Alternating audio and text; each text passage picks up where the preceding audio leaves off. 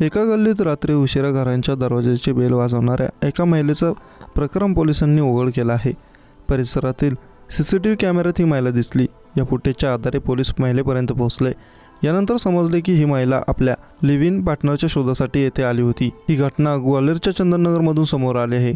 ही महिला ग्वाल्हेरची रहिवासी असून तिचा live in partner Vicky Shakya याच्यासोबत अपगंज भागात राहते. विक्की शाक्य हा ग्वाल्हेरच्या घास मंडी येथील चंदननगर येथील रहिवासी आहे.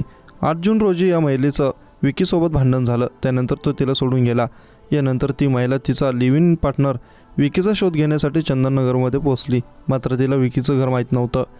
अशा परिस्थितीत तिने अनेक घरांमध्ये जाऊन बेल वाजवली.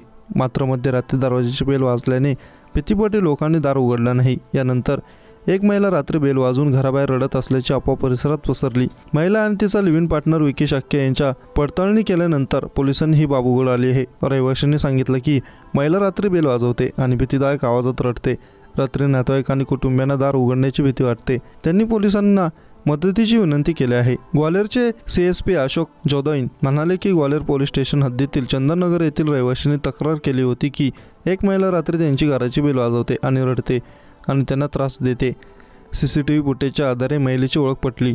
महिलेचं तिच्या प्रेकाराशी भांडण झालं होतं. महिलेला प्रेकाराचं घर माहीत नसल्याने ती अनोळखी व्यक्तींना त्रास देत होती. रहिवाशांचे जबाब घेण्यात आले आहेत. गुन्हा दाखल झाला नाही, त्यामुळे कायदेशीर कारवाई केली जात नाही.